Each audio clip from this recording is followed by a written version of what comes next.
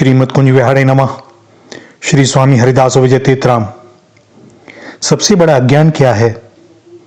धर्मशास्त्रों का अध्ययन करने के बाद हम ज्ञानी हो गए। हम सब जानते हैं, धर्म की उत्तम शब्दों में व्याख्या कर सकते हैं। हम तत्व को जानते हैं और दूसरों को बतला सकते हैं। यही अज्ञान है। अधिकाधिक धर्मशास्त्रों के अध्ययन के बाद धर्म के आचरण और गुरु के बताए गए मार्ग पर निष्ठापूर्वक चलते रहने के बाद भी जो अपने अंतर में सदैव यह स्वीकार करता हो कि मैंने अभी कुछ नहीं जाना, कुछ नहीं पाया, जो कुछ मिला है भगवत कृपा, संत कृपा से मिला है और इसमें मेरी अपनी कोई क्षमता नहीं है, यही ज्ञान है।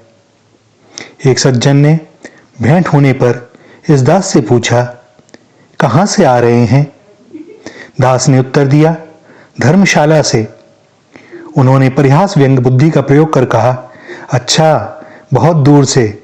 धर्मशाला तो हिमाचल प्रदेश में है।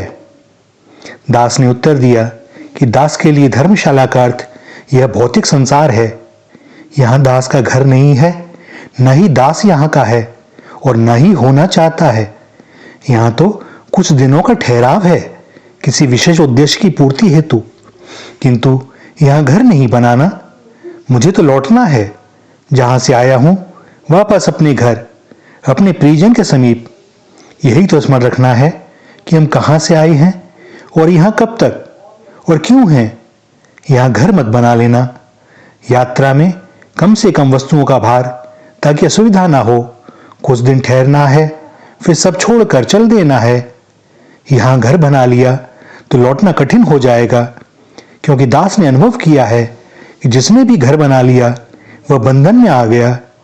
उससे कहीं जाने की, चलने की कहो तो एक ही उत्तर मिलता है, घर को खाली छोड़कर कैसे जावें? किंतु घर तो छूटेगा ही। राजी राजी गैर राजी। आए थे हरि भजन को, ओटन लगे कपास। जब तक श्वास है, जब तक प्राण है, तब तक भजो राधे राधे, जपो राधे राधे, करो राधे राधे। नाम महाधन है अपनो, नहीं दूसरी संपत्ति और कमानी। छोड़ अटारी अटा जग के, हमको कुटिया ब्रज माही बनानी। टूक मिले रसिकन के सदा, सेवे सदा यमुना महारानी। हमें और इनकी परवाह नहीं, अपनी ठकुरानी श्री राधिका रानी।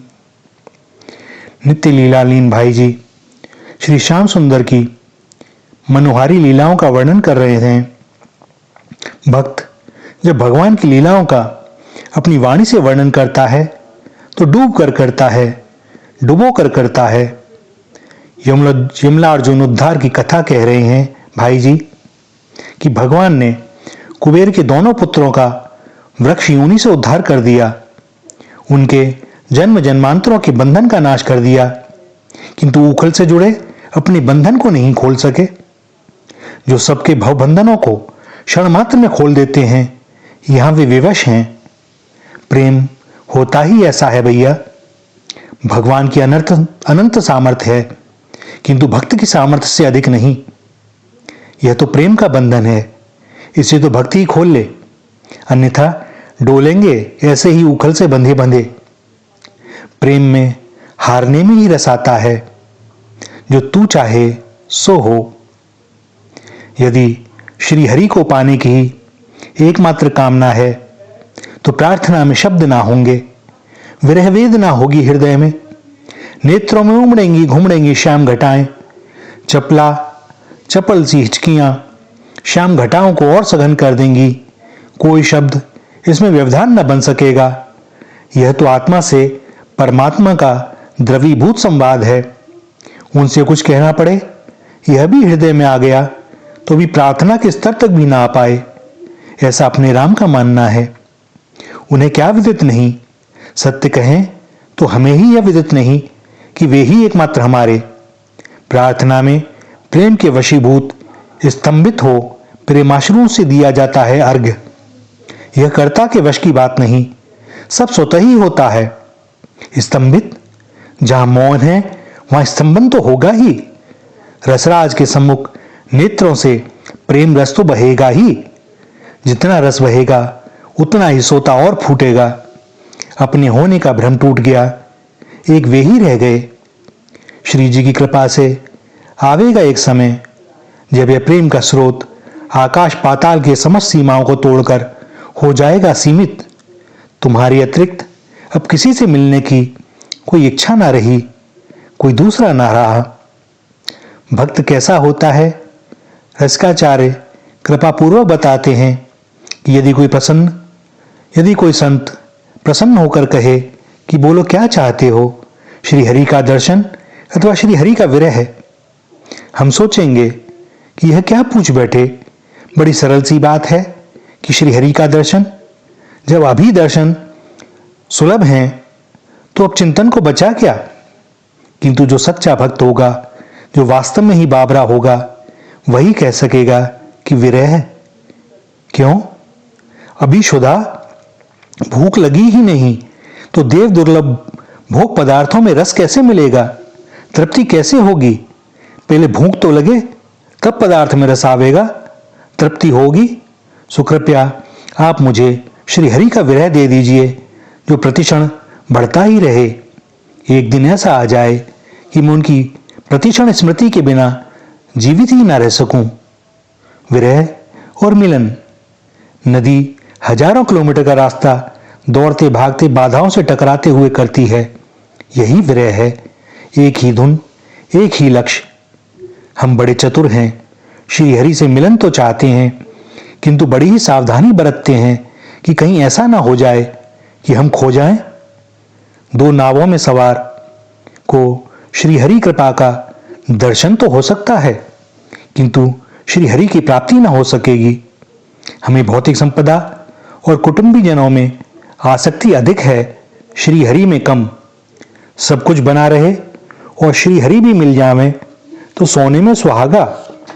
सब चला जाए और श्री हरि मिल जाए तो क्या लाभ।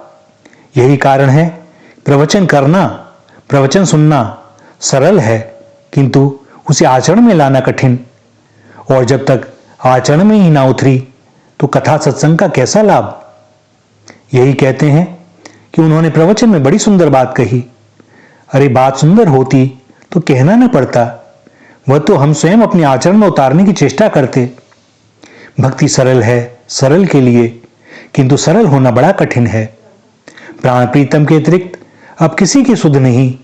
जगत में जो भी है वह उन्हीं का। जब वे ही कर रहे हैं, वे ही कह रहे हैं, तो मान अपमान कैसा और किसका। खेल तो खेल है। इसीलिए कहते हैं कि भक्ति करे कोई सूरमा, जाति बरन कुल खोए। अपने पास श्री हरि की कृपा से जो कुछ है वह और स्वयं को जो श्री हरि के श्री चरणारविंद में सहर्ष न्योछावर करने को प्रस्तुत है, यह मार्ग उनके लिए है। इस मार्ग पर कोई भौतिक संपदा प्राप्त होगी, इस भ्रम में मत रहना। यह तो जानबूझकर लुटने वालों की गली है। यहां वे ही आवें जिन्हें सर्वस्व लुटने में परमानंद आता हो। सांकरी खोर से कोई बिना लुटे चला जाए, असंभव। श्री राधा, श्री राधा, श्री राधा।